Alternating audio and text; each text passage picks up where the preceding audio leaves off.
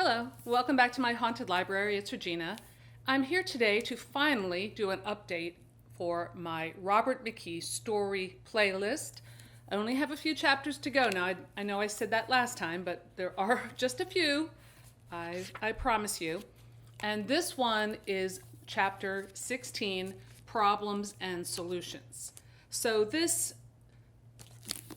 again, this book applies to screenwriting, but it can also apply to a lot of it anyway, to fiction writing, which is more my interest, although I have written screenplays too, and I may go back to that at some point. I've got the fiction bug, at least for the last few years. So let's see what the great guru has to say. Now, I don't know if you remember me mentioning this before. I've done a video on each of the chapters of Robert McKee's book Story, which is kind of the screenwriter's Bible. Last winter, I had the pleasure of attending Robert McKee's seminar on the horror genre. It was an all-day event up in New York, and it was really great. It was kind of a dream come true for me to be able to do that, because ever since I learned about Robert McKee, and I've loved this book so much and I've learned so much from it, I really wanted to attend one of his seminars. So I treated myself last year, and I'm really glad I did that, because now look at us. We're in COVID, and nobody's doing anything like that or anything at all, except reading and hopefully writing. If you're watching this, maybe you are interested in writing too, or you are a writer. On my channel, I mostly do booktube stuff, but I do authortube stuff as well. I've even nursed the fantasy of doing two channels, one for booktube, one for authortube, but that may be a little ambitious at this point, but we'll see. You never know. So let's get right down to it. Problems and solution. The problems of interest. So keeping, in this case, he's talking about like the audience, but let's say the reader's interest is so important. Marketing may entice an audience into the theater or the bookstore, but once the ritual begins, it needs compelling reasons to stay involved. Isn't that the truth? I mean, what he's talking here is about what I would call the alchemy of literature. But McKee's theory is that it doesn't happen by accident. It's crafted, that interest, and I would agree. So I think we've all experienced that feeling of losing interest in a movie that starts maybe promising and then we get bored. What makes us bored? Same with books. I just read a book, and I don't know if I'm going to do a separate review, but I'll probably do it in my wrap-up. That was a very popular book, a brand new novel called Mexican Gothic. Got a lot of praise, really high ratings, great reviews. And unfortunately, that was one of those books that I found myself becoming less interested the more I read. And I guess was in a minority about that. I have very strong feelings about Gothic fiction, so maybe my expectations were too high. I'm not really sure exactly what happened there. I love that feeling of getting pulled into a book, and I hate that feeling of getting like, ugh, how many more pages till this is over kind of feeling. Nobody wants that feeling when they're reading or watching a movie. And as a reader, that's terrible. As a writer, that's like your worst nightmare. Now, of course, you can't please everybody. But let's see what McKee has to say about it. A story must capture interest. Hold it unswervingly through time, then reward it at climax. This task is next to impossible unless the design attracts both sides of human nature, intellect and emotion. Wow. So that is really setting the bar high. And it's funny because I just did a video a few weeks ago on a Netflix show, Dark, the science fiction German language show, which I adored.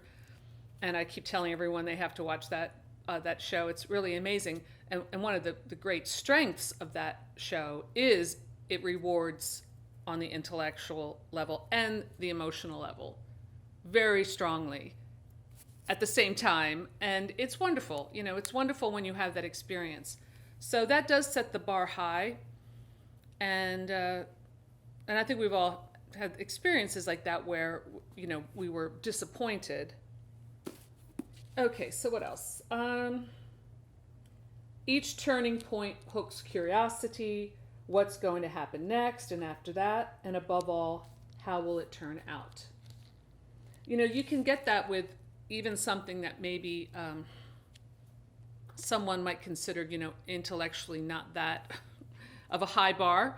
For example, when I finished reading Mexican Gothic, which to me satisfied maybe the intellectual, like I found parts of that story really interesting and I was admiring it along the way. Like, oh, I like what the author did there. That was clever. But emotionally, it did not grab me. And I have some thoughts about that, which I'll cover when I do my wrap up. But right after that, I read book 2 in the Twilight Saga, New Moon. And I was not a big Twilight fan when it came out. I read the first book and I saw the first movie. But I have the books, so I'm like, you know what, I'm kind of in the mood for that.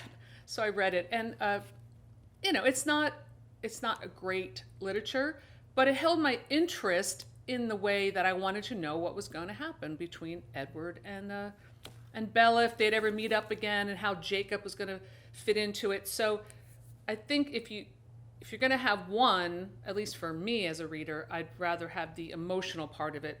Some other readers would be different. They want to have something that's more intellectual or more interesting, to pique their curiosity. But it's great when you have both. No matter who's in the audience, each seeks the center of good, the positive focus for empathy and emotional interest. I think one, and I'm sure I think McKee might have even mentioned this series when I was at the seminar. I don't really remember, but a great example of a character who's kind of despicable, but we're all kind of rooting for him, is Walter White in Breaking Bad. And we're still finding that center of good in that character, even though he proves all along the way that he's really not a good person, but we're with him from the beginning. And I think that character really gets our empathy from the beginning because of his circumstances. He has nothing left to lose. He's dying, and he tries this thing that it's crazy, but then he becomes more and more corrupt as time goes on. And in a way, so do we as the audience. And that's a pleasurable experience because we want to know. He also gives the example here of The Godfather, which is a great example about finding the center of good. First of all, if you've never read the novel The Godfather, I highly recommend that book as a great piece of 1970s commercial fiction. That was the book that I found in the secret stash under my parents' bed, and it is a great, great book. Of course, the movie is a masterpiece. The book is great, and high drama. Just really high drama. But McKee talks about that, finding that center of good for the main character Don Corleone, because everyone in that story, from the politicians to the policemen, are corrupt. The other gangsters, the 5 families, all the brothers, the women characters, everybody has this like kind of dealing with some big like sin. Don Corleone becomes the good guy, even though he is a ruthless killer. Then when you go back in the second movie, Godfather Part 2, and you find out, when they go back in Sicily in time and he's a little boy and we find out what happens, the old Don kills the mother and all this stuff. We understand his vendetta, But that is a really good example of a great, great storytelling. And it's dealing with that king archetype. If you've done any kind of research into the different types of archetypes, that is a classic archetype, is the king. In Breaking Bad, you see that too. That archetype, that king archetype, can appear in in a Game of Thrones kind of fantasy story where it's like a literal king, or it could be the kingpin of the drug cartel, or it could be the head of a corporation or a family. It's that patriarch, that corrupt patriarch. Well, not always corrupt. I mean, I just started reading The Once and Future King, the fantasy classic. So I'm going from like Twilight to that. I do jump around a lot with my reading. And of course, that is like a classic king archetype with Arthur. All right, well, I digress a little bit. So he gives some different examples about creating mystery, suspense, dramatic irony. talks about red herrings. In suspense, the audience and characters know the same information. In dramatic irony, the audience knows more than the characters. Okay, so that's an interesting distinction. So in suspense, we are solving the mystery with the detective, let's say. In dramatic irony, we know the outcome, like in Sunset Boulevard. So it's like in that classic shot when William Holden is like dead in the pool, face down, and the camera's looking up at him. Billy Wilder, that's just like good. That movie is genius. Genius directing, genius everything. If you've never seen Sunset Boulevard, just stop right now and go watch it. We know what happens to him from the first frame, but we spend the rest of the film figuring out how did he get there. Plus he does this really cool voiceover, and then at the end it returns to that shot and he's like, well, I think this is where we came in. You know, it's a film noir classic. And he actually uses Sunset Boulevard here. So we are thinking the same way. He always goes back to Casablanca. Dramatic irony encourages the audience to look more deeply into the motivations and causal forces at work in the characters' lives. So when you have like Rick in Casablanca, you have a certain opinion of him, and you don't really understand why he's so rude to Elsa. But then when they do the flashback in Paris, and you see him being vulnerable, and you see him in love, and you see his heart getting broken, now we understand that character's motivations a lot more, and we love him, and we're with him. He talks about the problem of surprise, the cheap surprise. And he writes that the only place that the cheap surprise is acceptable is in horror. Thank God for that. So, you know, like a cheap jump scare where someone opens a closet and, you know, you think it's a skeleton falling on top of them, but it's just a broom with like a kid's like skeleton mask that he left there for Halloween. You know, this type of thing. The horror genre would be lost without those little cheap tricks. The problem of surprise. We all go to the storyteller with a prayer. Please, let it be good. Let it give me an experience I've never had. Insights into a fresh truth. Let me laugh at something I've never thought funny. Let me be moved by something that's never touched me before. Let me see the world in a new way. Amen. In other words, the audience prays for surprise, the reversal of expectation. You know, if you can really pull off that great surprise, that's really something. Like, I mean, The Sixth Sense was a great film.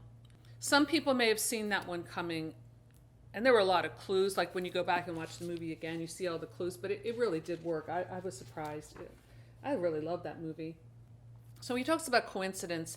You want to be careful that you're not using coincidence as a cheap way to fix a hole in your plot. Like, let's say your character needs that key to get in the apartment, but you didn't work out in the plot somewhere how he gets the key. So you don't know what to do, and then you come up with a solution that, he just, someone dropped the key. His landlord was working on the garden, and the key dropped out of his pocket, and there it was right when he needed it. Most of us reading that or watching that in a movie are going to not buy that. We're going to roll our eyes and be like, that's stupid. You want to be careful. I know it's so hard. Writing is so hard, and the more I do it, the more I realize how difficult it really is to put all the elements together. So trying to find a way to get that key in that character's hand, that's where your creativity comes in. You've got to work out a plausible but clever way of doing that. So he talks about how this concept of what you may have heard of before, called the deus ex machina. It means the god from the machine. It dates back to the ancient Greek theater, where to solve a problem at the end of the play, Apollo would come down like on this crank, like it was a piece of stage business, or Athena. So Athena or Apollo or whoever would say, okay, this character, for your sins, you're going to be banished. You are going to not be a princess anymore. You're going to be sold to the so-and-so as a slave or whatever. And they would fix everything. We don't have that today, but we do have what he would call acts of God, which act as a deus ex machina, like the flood comes in at the end, or there's an earthquake and that changes everything. So here's a little theater lesson on the deus ex machina, which I hope I'm pronouncing right. I'm trying to remember my Latin vowels, but anyway, here we go. In these superb, acoustically perfect amphitheaters, some seating up to 10,000 people, at the far end of a horseshoe-shaped stage was a high wall. At the bottom were doors or arches for entrances and exits. But actors who portrayed gods would be lowered down to the stage from the top of the wall, standing on a platform attached to ropes and pulley. This god from machine device was the visual analogy of the deities coming down from Mount Olympus and going back up to Mount Olympus. Story climaxes were as difficult 2,500 years ago as now, but ancient playwrights had a way out. They would cook a story, twist turning points until they had the audience on the edge of their marble seats. Then, if the playwright's creativity dried up and he was lost for a true climax, convention allowed him to dodge the problem by cranking a god to the stage and letting an Apollo or Athena settle everything. Who lives, who dies, who marries, who is damned for eternity, and they did this over and over again. I know in these videos when I talk about Robert McKee, I often bring up the film Adaptation, which is amazing. It's probably the first time I'd heard of Robert McKee, in fact. So that movie came out around, I guess, the early 2000s, starring Nicolas Cage. And it's Charlie Kaufman. It's sort of, he wrote it. It's like an autobiography of sorts about him trying to write an adaptation of a book. And it's and Nicolas Cage is great, and he plays twin brothers, and they're kind of opposite of each other, different sides of the same person in a way. The character goes to a Robert McKee seminar, and he gets warned about using the deus ex machina, but then in the film, he uses one in a scene with an alligator, which I won't give away because it's a great, great movie. And if you love writing and you love the process of writing and creativity, that is just a movie that is a must-see. And Brian Cox plays Robert McKee and is like identical to him in every possible way. It's very interesting. When I saw McKee, he's a bit more, I think, subdued now. He's a little older. He did not yell at anyone in my seminar, but he did. Someone's phone went off, and that person was like fined $20. Although I think he told them that they didn't have to pay at the end or something. Okay, then he goes into the problem of comedy. Comedy is one of the most difficult genres to write in, I think, just in every sense of the word. Because, you can kind of manipulate tears easier than laughter, I think. Are there any comic writers out there? I think that there's more comedy writers are, maybe drawn more to TV and film. I guess there are some comic novelists. If you know of any good ones, put them in the comments below, because I probably need to read more comedy. All right, he talks about the problem of point of view. Of course, this relates a lot in film. Point of view in film, the language of film is very important. And it's its own set of kind of rules and skill. But of course, point of view in a book is extremely important. So he writes here, POV within the story. If in the 2 hours of a feature film you can bring audience members to a complex and deeply satisfying relationship with just one character, an understanding and involvement they will carry for a lifetime, you have done far more than most films. The more time spent with a character, the more opportunity to witness his choices. The result is more empathy and emotional involvement between audience and character. So he does touch on the novel here, and I will share. The unique strength and wonder of the novel is the dramatization of inner conflict. This is what prose does best, far better than play or film. Whether it's first or third person, the novelist slips inside thought and feeling with subtlety, density, and poetic imagery to project onto the reader's imagination the turmoil and passions of inner conflict. In the novel, extrapersonal conflict is delineated through description, word pictures of characters struggling with society or environment, while personal conflict is shaped through dialogue. This is interesting because this is very much in line with what I think about a lot of art today and why maybe I'm more attracted to things of days past. The problem of melodrama. To avoid the accusation this script is melodramatic, many avoid writing big scenes. Instead, they write minimalist sketches in which little, if anything, happens, thinking they're subtle. This is folly. Nothing human beings do in and of itself is melodramatic, and human beings are capable of anything. Daily newspapers record acts of enormous self-sacrifice and cruelty, of daring and cowardliness, of saints and tyrants from Mother Teresa to Saddam Hussein. Anything you can imagine human beings doing, they have already done it, and in ways you cannot imagine. None of it is melodrama. It is simply human.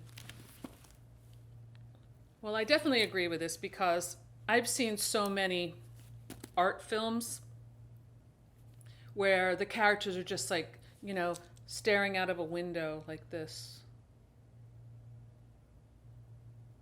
And you're supposed to glean like some meaning in it. Dramatic things happen every day. I know this because I read the Daily Mail every day, and you wouldn't believe some of the stories in there. And even in my own neighborhood, very recently, within the last couple of years, a SWAT team showed up at my across the street from my house because my neighbor stabbed his wife. So she lived. I guess he's still in jail, but that was pretty dramatic, and that's just like across the street from me. I got it all on Facebook. I live streamed the whole thing. That was really tragic, all around. But then he talks about the problem of holes. I just finished a rough draft of a new book, and it has so many holes in it. And I really set myself up to make a lot of problems for myself because I decided to have my one character be a sheriff, despite the fact that I have absolutely no knowledge of law enforcement or even how like weapons work. So I have to do all this research about guns, and then I've got, in other scenes, I have shotguns and weapons from Vietnam War. I don't know what the heck I was thinking. Now I've got to go back and do a lot of work to try to figure out, how to make all that work. Because especially when you're dealing with things like that are very specific, like weapons, if you get it wrong, if your reader knows that weapon would not be in Vietnam, let's say, for example, you're going to get nailed on that. So I have to be very I have to do a lot of research into a topic that I have nothing about, but no interest in. I don't know what I was thinking, but I did it, so I got to fix it now. He talks about holes like The Terminator, which is one of my favorite films. The Terminator doesn't have a hole, it's built over an abyss. In 2029, robots have all but exterminated the human race. When the remnants of humanity, led by John Connor, turn the tide of the war, to eliminate their enemy, the robots invent a time machine and send the Terminator back to 1984 to kill the mother of John Connor before he's born. Connor captures their device and sends a young officer, Reese, back to try to destroy the Terminator first. He does this knowing that indeed Reese will not only save his mother, but get her pregnant, and therefore his lieutenant is his father. What? But he says the movie's so great that we don't even think about that until later. Of course, Sarah does her little speech at the end about trying to figure it all out, will drive you crazy. And he says this is something that we'll talk about over coffee after the film, but it won't change our enjoyment of it. And I totally agree.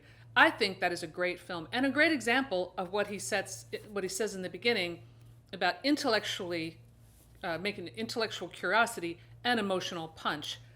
That film has both. And one thing that I love about Terminator, and it doesn't really get discussed as much, is that it's one of the few action films that I've seen that has a really great love story in it. A believable love story. It gets me every time. I love Reese. And it works. Just that movie's perfect. I just think it's one of my favorite movies of all times. And it's nice when that happens, when you have that movie that that you can go back to and always love. And also a great concept, like it has a big concept. It makes a great blurb on your book cover. So all of these things, so I'm at the end of the chapter, all of those things need to be considered when you go to write. Now, you're not always going to knock it out of the park, but something I try to do, first of all, I write a lot, and that's why I was thinking of maybe doing my own AuthorTube channel. Actually, I'll just throw it out there. Let me know in the comments below if that would be something you would be interested in or not. Would you watch, I guess is what I'm saying. Is it something that maybe I would get an audience for? If so, you know, I think I might be interested in doing it. Each time I write any finished work, and I'm always working on something, you know, I don't always hit it out of the park maybe, but I work on it, and I think the act of working on it and thinking about it and just the process of crafting a story is all part of learning how to write. So reading about the craft is important, but also doing it and solving those problems and figuring out how you're going to fix something or make something work, and use your creativity to do that, and maybe do some research or whatever you need to do. Talk to somebody who knows about this particular thing. You'll figure it out, hopefully. So the next chapter is character. And then, so we have 3 more chapters after this. And yeah, we'll get there eventually. So I will be back soon with another video on a Robert McKee or another topic. So that's all I have for today. Thanks for stopping by my haunted library, and I'll see you soon. Bye.